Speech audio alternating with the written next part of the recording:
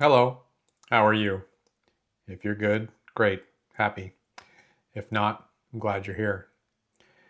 So, today is February 28th, 2026, and we're in a war. Now, I guess it's arguable that we're actually in war because for our country to be at war or in a war with another country, the Congress has to declare war. And that's the way it's always been. But I think ever since Vietnam in 1970 something, that's not the way it works anymore. What we do now is we have military operations. It's not a formal declaration of war, but we just do all the things that we do during war without declaring war. So we're in operations, whatever the hell that means.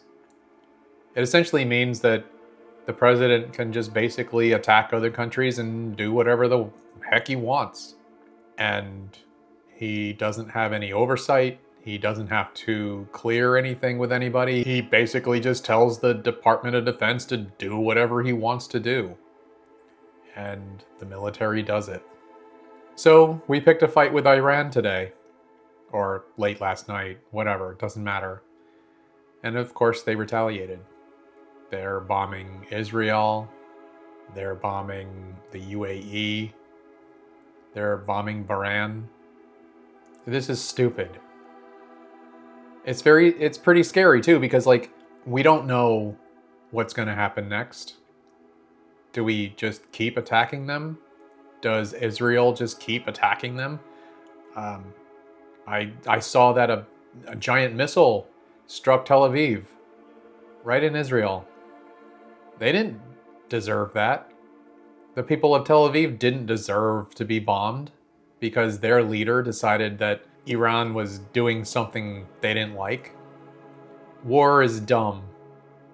And it's even dumber when there's no good reason to do it. I mean, just the other month, our government said that we destroyed their whole nuclear capability.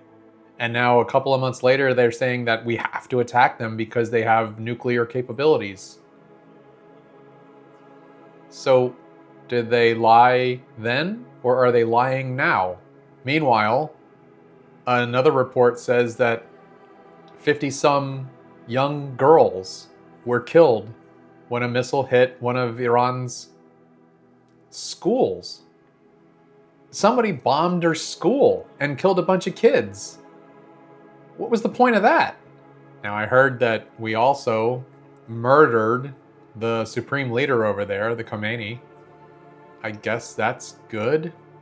I mean, if people wanted regime change, I guess that's gonna help it along. But what if somebody bombed us and killed our president? That doesn't mean everything changes. I mean, we have a hierarchy of people to take over, and it doesn't necessarily mean that any of the ideology changes. It's just a different person, a new target. You know, I kind of talked about this just yesterday that a desperate man does desperate things. I did not think it was going to happen that fast. I don't want to say that this is because he's backed into a corner because of the Epstein files, but the timing is suspicious.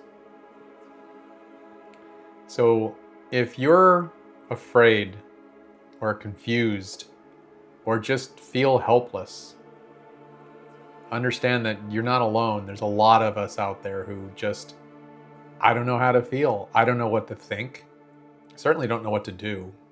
So, I'm talking into a camera right now, hoping that maybe somebody's watching this. Maybe somebody gets to hear that you're not the only person feeling confused and wondering what this all means.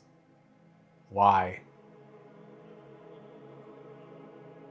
But just know that we don't really have a whole lot of control on any of this.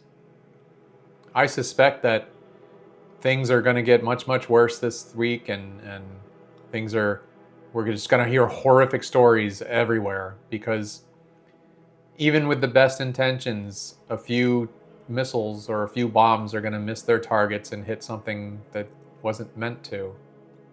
A lot of people are going to die. Innocent people are going to die.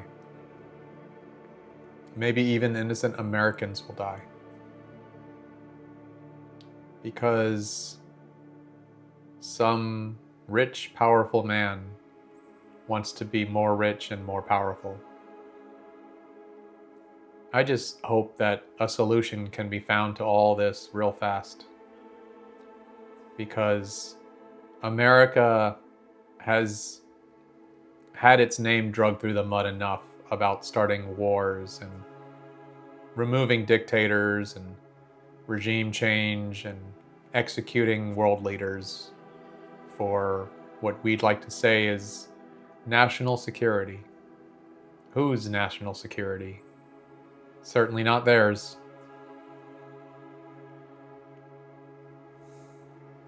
I just hope that things don't get too much worse, because I'd really like for there to be a world left over after all of this.